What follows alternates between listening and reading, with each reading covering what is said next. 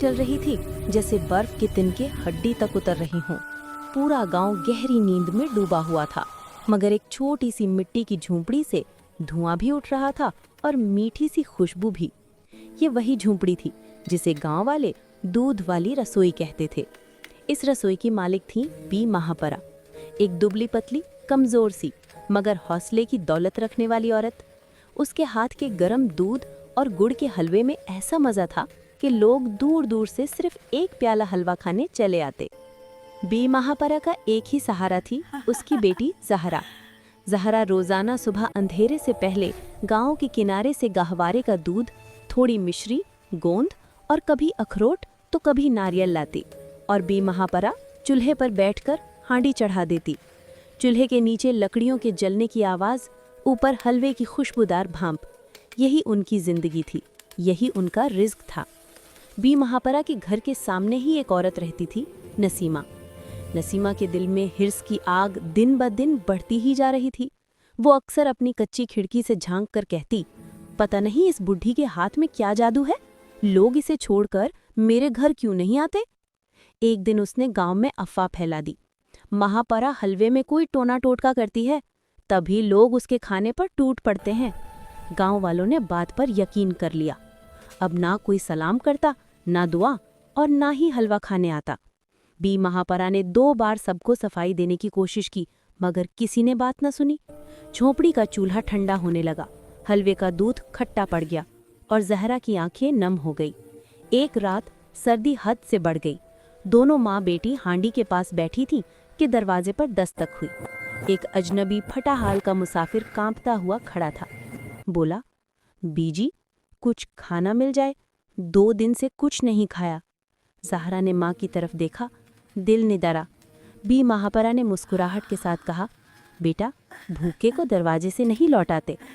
उन्होंने हलवा और गरम दूध उसके सामने रख दिया। अजनबी ने शुक्रिया कहकर खाया और खामोशी से चला गया। उसके पास देने के लिए कुछ नहीं था। ज़हरा ने पूछा, अम्मी हमने अपने आखिरी 2 लुक़मे भी उसे दे दिए और उसने पैसे भी नहीं दिए। बी महापरा ने जवाब दिया, बेटी जो अल्लाह के नाम पर खिलाता है वो कभी खाली नहीं लौटता। रिज़्क हाथों से नहीं, नियत से बढ़ता है। अगला दिन ज़हरा ने माँ से कहा, अम्मी हम इस गांव में न बेचें, लोग बातें बनाते हैं, मैं करीबी बस्ती जाकर हलवा बेचूंगी। माँ ने रोका, मगर ज़हरा ने हिम्मत न हारी। वो मिट्टी के बर्तन में गरम हलवा और ताज़ा दूध रखकर बस्ती की तरफ निकल पड़ी। पहले लोग गुजर गए, फिर एक बूढ़े ने पूछा, बेटी क्या बेच रही हो? ज़हरा ने डरते डरते कहा, हलवा अम्मी ने बनाया है। बूढ़े ने खाया, पहला निवाला लेते ही उसकी आंखें चमक उठी। अरे ये तो बचपन का असली देसी हलवा लगता है। बेटी कितने का दोगी? उसके बाद लोग खींचे चले आए। बस्ती में खबर फैल गई, एक लड़की हलवा बेचती है, मगर ऐसा हलवा कहीं नहीं। सच्चाई का पर्दा उठ गया। चंद दिन बाद सुबह का एक मुअज़्ज़ज़ शख्स गांव आया और सबके सामने बोल पड़ा, मैंने इस लड़की का हलवा खाया है, इसमें टोना टोटका नहीं, मेहनत की गर्मी है, दुआ की खुशबू है। तुम लोगों ने नाहक एक नेक औरत पर इल्ज़ाम लगाया है।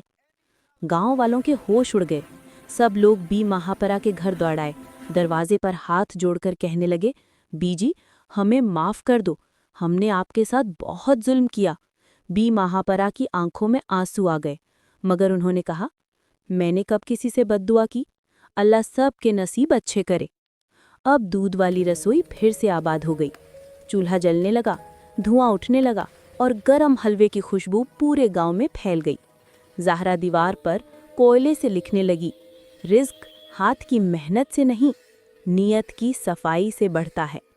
ये जुमला आहिस्ता आहिस्ता पूरे गांव की पहचान बन गया।